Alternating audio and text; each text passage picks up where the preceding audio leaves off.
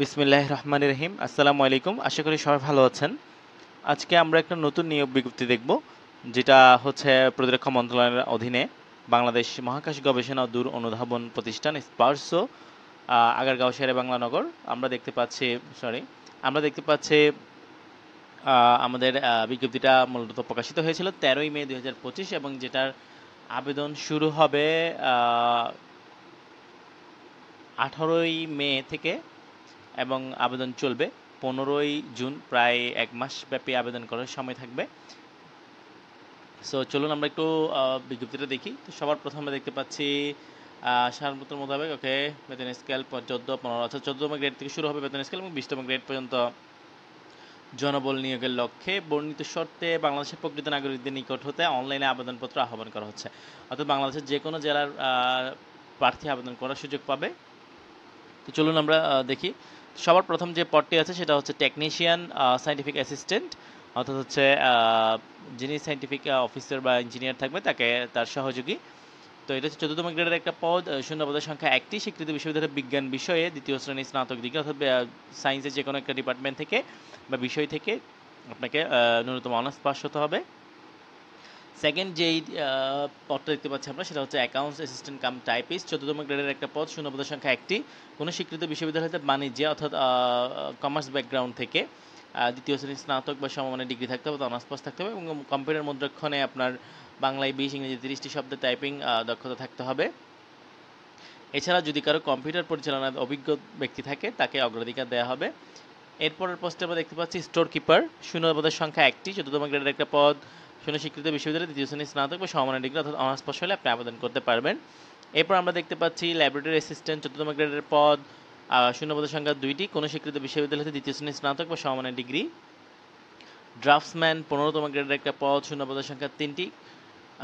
অর্থাৎ আপনার HSC pass হলে আপনি আবেদন করতে পারবেন, এবং যদি ড্রাফটসম্যানশিপের সার্টিফিকেট প্রাপ্ত থাকেন তাহলে সেক্ষেত্রে সেটা আপনার জন্য একটা প্লাস পয়েন্ট হবে। এবং যেহেতু এখানে বলেই দিয়েছে স্বীকৃত বোর্ড কর্তৃক অনুমোদিত কোনো প্রতিষ্ঠান হতে ড্রাফটসম্যানশিপের সার্টিফিকেট প্রাপ্ত হতে হবে, যদি আপনার এইচএসসি বা সমমানের সেই সমান ডিগ্রিটা না থাকে।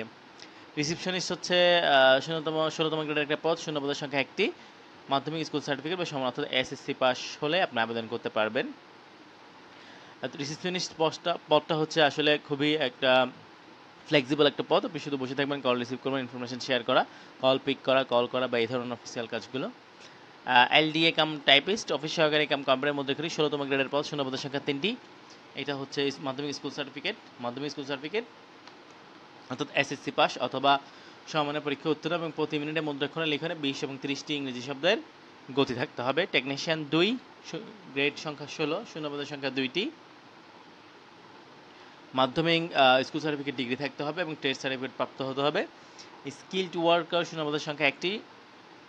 গ্রেড 19, স্বীকৃত বিশ্ববিদ্যালয় হতে দ্বিতীয় বিভাগে মাধ্যমিক স্কুল সার্ভিস সমমানের পরীক্ষা উত্তীর্ণ হতে হবে। মালি 20তম গ্রেডের একটা পদ। শূন্য পদের সংখ্যা একটি। অষ্টম শ্রেণী পাস হলে আপনি আবেদন করতে পারবেন। সো এই ছিল পদগুলো। এখানে আরও দুটি পদ রয়েছে, সেটা আমরা দেখতে পাচ্ছি। অফিস সহায়ক শূন্য পদের সংখ্যা 5টি। 20তম গ্রেডের পদ, অষ্টম শ্রেণী পাস। সিকিউরিটি গার্ড 20তম গ্রেডের পদ। শূন্য পদের সংখ্যা 3টি, অষ্টম শ্রেণী পাস। টোটাল সর্বমোট আমরা দেখতে পাচ্ছি মোটামুটি 12টা পদের বিপরীতে আমাদের শূন্য পদের সংখ্যা রয়েছে 24টি। তো মোটামুটি অষ্টম শ্রেণী পাস থেকে শুরু করে একেবারে আপনার অনার্স ডিগ্রি থাকা সাপেক্ষে আপনি 14তম গ্রেড থেকে 20তম গ্রেডের পদগুলোতে আবেদন করার সুযোগ পাবেন। এবং এখানে সবচেয়ে ভালো যেটা, সেটা হচ্ছে কোনো জায়গায় অভিজ্ঞতা চাওয়া হয়নি, যেটা বিগত কিছু সার্কুলারে আমরা দেখেছি। এখন আমরা দেখব কিছু শর্তাবলী, যেটা হচ্ছে প্রার্থীর বয়স 18 থেকে 32 বছরের মধ্যে হতে হবে, যেটা আমরা সবাই জানি। বিদ্যমান বিধিনিষেধ প্রযোজ্য হবে, এটা আমরা সবাই জানি। ডিপার্টমেন্টাল ক্যান্ডিডেট অথবা কেউ যদি কোনো জায়গায় চাকরিরত অবস্থায় থাকেন তাহলে সেক্ষেত্রে অনতিপত্র আপনাকে জমা দিতে হবে, এবং সেটার মর্মে আপনাকে সেখানে টিকমার্ক দিতে হবে। অ্যাপ্লিক্যান্টস কপি আপনাকে সংগ্রহ করতে হবে। সকল পদের জন্য লিখিত মৌখিক পরীক্ষা গ্রহণ করা হবে। এরপরে হচ্ছে আপনার মৌখিক পরীক্ষার সময় প্রয়োজনীয় ডকুমেন্টগুলো এখানে আছে, একটু কাইন্ডলি পড়ে নেবেন। সেটা সংগ্রহ করে আপনাকে মৌখিক পরীক্ষায় বসতে হবে।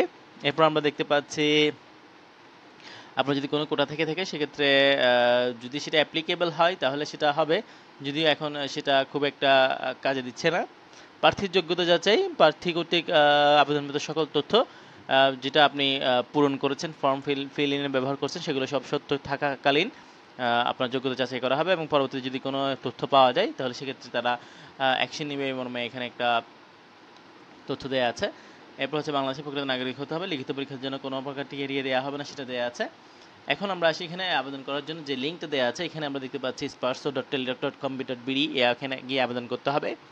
আবেদন শুরুর তারিখ 18 মে 2025, শেষ হবে 15 জুন 2025 বিকাল 5টায়। এবং আমাদের আবেদনের জন্য সাইজ যেটা লাগবে, ছবির সাইজ 300x300 এবং স্বাক্ষর সাইজ 300x80, যেটা সব ক্ষেত্রে একই রকম মূলত, এবং 100 কেবি এবং 60 কেবি থাকবে। অনেকের ছবিতে সাইজ নিয়ে সমস্যা হয়ে থাকে, সেক্ষেত্রে পিক রিসাইজ নামে একটা সফটওয়্যার আছে, অথবা পিক রিসাইজ আপনি গুগলে গিয়ে এটা সার্চ করলে পিক রিসাইজ চলে আসবে, সেখানে গিয়ে আপনি ছবিটা দিয়ে সেখানে কাস্টম সাইজ করে আপনি 100 কেবি 60 কেবির মধ্যে করে নিতে পারবেন।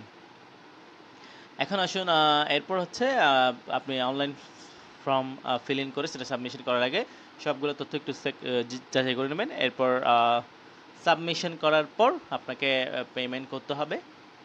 পেমেন্ট করার সিস্টেমটা এখানে দেওয়া আছে, একটু কাইন্ডলি দেখে নেবেন। সর্বোচ্চ 112 টাকা, সর্বনিম্ন আপনাকে 56 টাকা পে করতে হতে পারে, সেটা কোন পদে আবেদন করছেন সেটার উপর ডিপেন্ড করবে। তো এই ছিল মোটামুটি সার্কুলারটা। আশা করি ভিডিওটা আপনাদের উপকারে লাগলো। তো এটা হচ্ছে মূলত এখানে জব করলে মোটামুটি একটু সিকিউর বলা চলে। তো সেটা কেন, সেটা পরবর্তীতে কোনো এক জায়গায় বলবো, যেটা ওপেন সিক্রেট। যাই হোক, তো আশা করছি ভিডিওটা ভালো লাগলো এবং এখানে আপনার কাঙ্ক্ষিত পদটা খুঁজে নিয়ে সেখানে আপনি আবেদন করবেন। অনেকে আছে যে কোনো সার্কুলার দেখে সেখানে অ্যাপ্লাই করা শুরু করে, আসলে এটা ঠিক না। আপনি আপনার জন্য যেটা সুইটেবল সেটাতেই আপনি শুধু অ্যাপ্লাই করবেন, এক্ষেত্রে করে আপনার সেলফ স্টিমটা বজায় থাকবে। এই ছিল আজকের ভিডিও, দেখা হবে পরবর্তী কোনো পর্বে। সে পর্যন্ত সবাই ভালো থাকুন, সুস্থ থাকুন, আল্লাহ হাফেজ।